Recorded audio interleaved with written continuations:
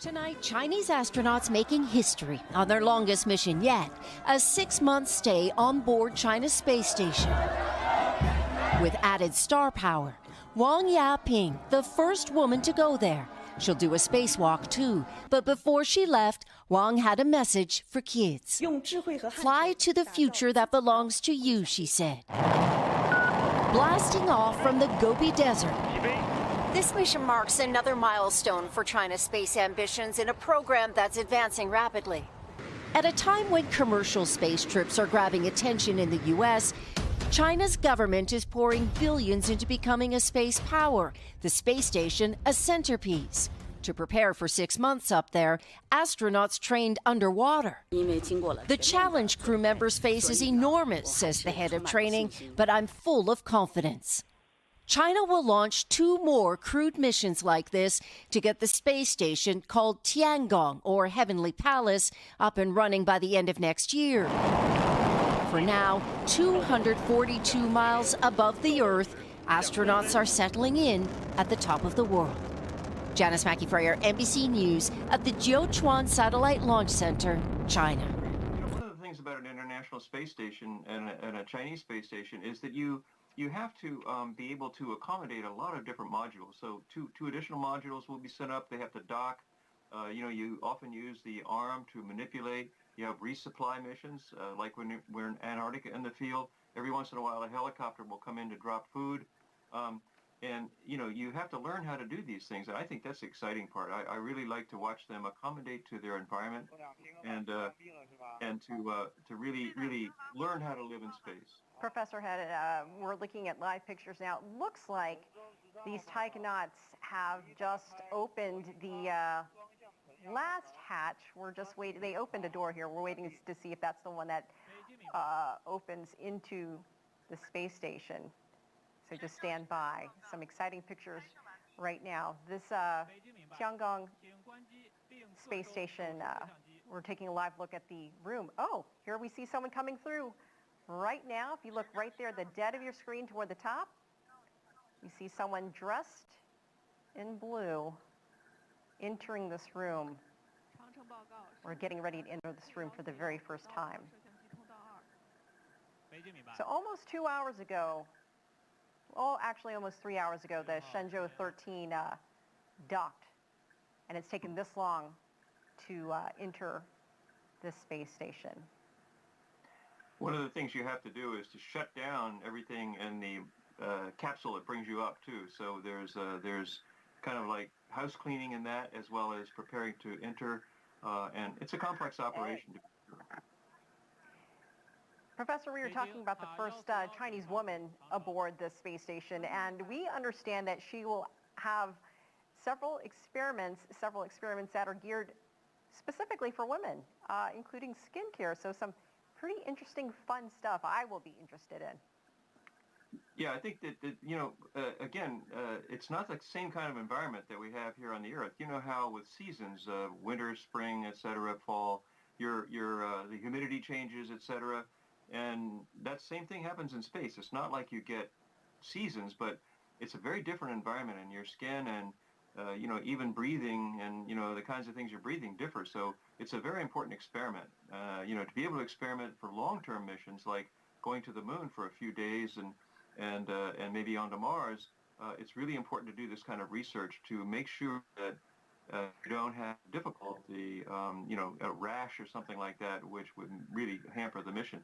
For example, when we go out in Antarctica, we don't have a way to bathe for 3 months. And that's not that pleasant, but it works out. You figure out ways to handle that, to do dry wipes and things like that, and that's what they'll be working on to perfect as well. Some really amazing pictures we're seeing here right in front of us as we're speaking. Again, if you're just joining us, breaking news, the taikonauts aboard the Shenzhou 13 are getting ready to enter, or they're entering here the Tiangong space station. We see a ponytail. I think that is taikonaut Wang there, the first female taikonaut aboard a space station. She has been to space before, but this is the first time that she has been on the space station. And Professor, you're mentioning the amount of time. 6 months is a long time. I mean, the crew before, they were there for 3 months. So now we're talking double the amount of time they'll be spending holidays aboard this space station. That's always fun too, because you know, they do communicate with their families, and sometimes I'll get emails and telephone calls from my colleagues. You know, I first worked in training the Apollo astronauts, and I've worked with all the astronauts in training ever since. So sometimes they'll call me from the International Space Station. They'll certainly get in touch with their families, and you know, we wish them well on different holidays. And it's, you know, in the International Space Station, definitely celebrate holidays, Russian holidays, European holidays, American holidays. It's a great thing to do for, you know, partnership on the International Space Station and with the different astronauts, and even down to the ground, of course. You know, it's really cool. We're seeing these pictures, this video live as they're making their way through.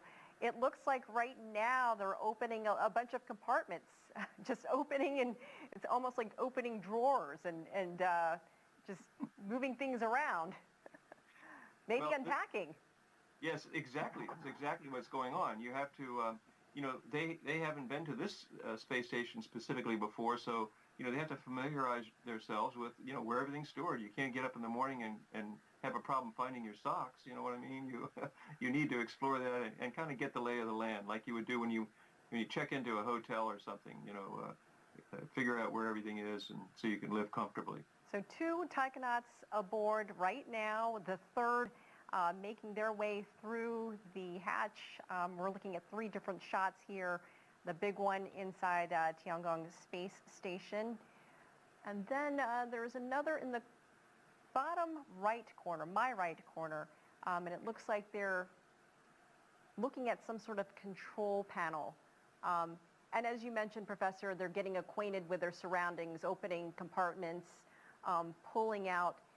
This is certainly not, this is work. I mean, they're there on a mission. They're there to do work. It's exciting for us because, you know, this is great that they've made their way through. The third astronaut just floated up and into the space station. Looks like yeah, it looks like housekeeping.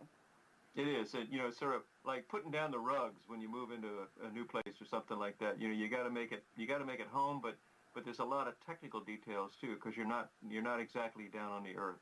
So yeah, it's a combination of hard work, checking systems, working with the ground control to make sure that they've got the same readings you do in there. I think probably for the controls, they're checking the temperature, the humidity, and things like that. And this will all be really important because these are the first steps to go to the moon. Of course, China has plans to send humans, you know, taikonauts to the moon, and we're excited to, you know, my dream is that we'll all be shaking hands on the moon at some point in the future. And I think that's really important because, you know, space is a really big place, and there's something for everybody to do. We need all the help we can get as humans to understand the mysteries of the cosmos, where we came from, where we're going, and I think this is the way to go. Every person that I've talked to that has worked with folks in space, with space in that realm, has said exactly the same thing. What you said, once everyone's out of the Earth, or when it comes to space, it's collaboration. Everyone gets along.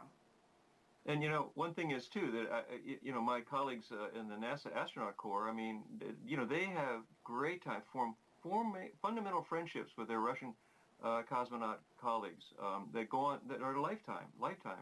And, you know, that's the best way to build, I think, international interactions that are in a peaceful way, and, you know, avoid the tensions, because we're all humans, you know, we indeed are all humans. So we can learn how to work together and fly together in space and explore the unknown.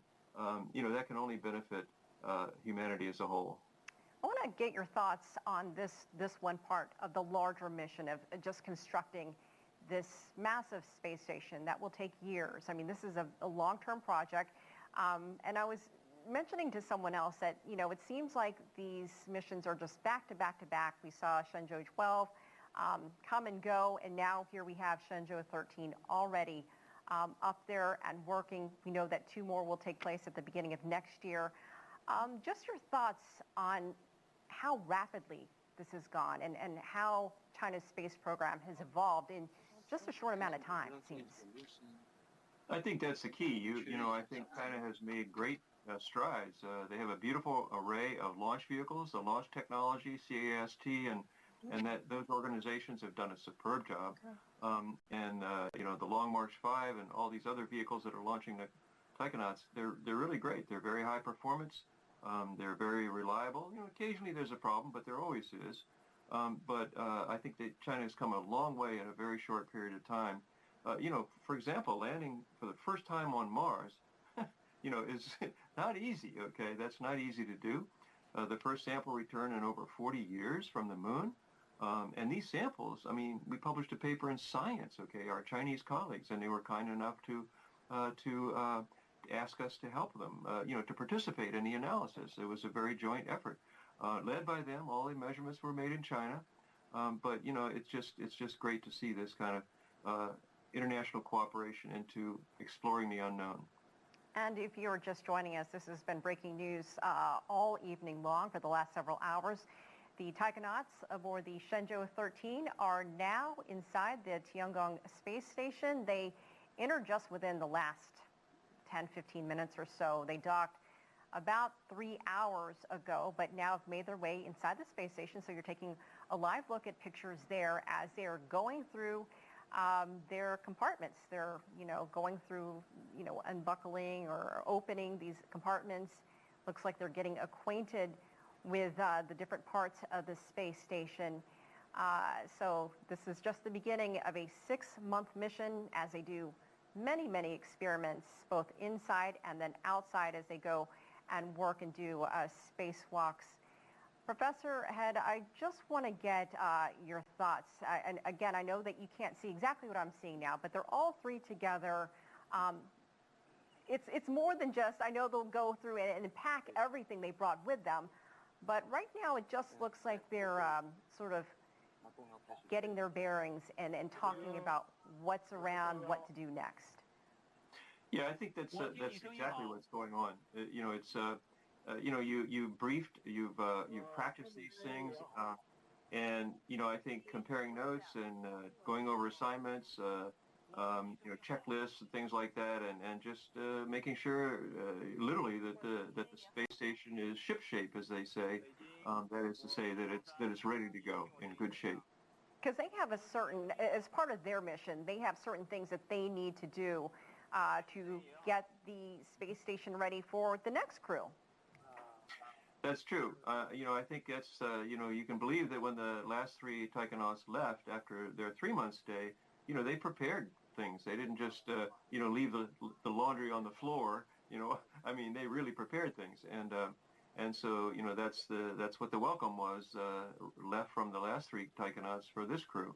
And again, the long-term stay is really important. The record is 437 days in space by a Russian cosmonaut, Valery Polyakov, and so that's a long, long time. So you really get to understand what the effects are, and this is important for going to the moon and setting up a lunar base and going on to Mars, to really learn how humans can adapt and what the problems are and how we overcome those. Do you think we'll see missions last a year long? Will that be normal, or just does it depend on what the goal is for that mission? I think it depends on what the goal is, but clearly, one wants to understand the effects on the body, and all the kind of long-term research, like a year or more, is really important. It's really important data to help us understand how we alleviate any problems and take advantage of any benefits. We're taking a look at these Taikonauts here. They're pausing for a moment. It looks like they're standing all next to each other. and it's the group photo. I think it's the group photo.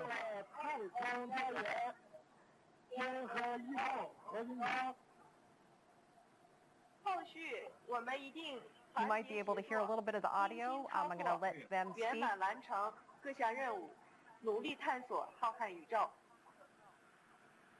感谢大家对神舟13寸组的支持和关爱，我们一定不负厚望，请党和人民放心。北京明白，祝贺你们成功完成首次镜像交会对接，顺利进入空间站组合体。你们辛苦了，预祝在轨半年工作一切顺利。 So we're just seeing the crew of the Shenzhou 13 greet mission control.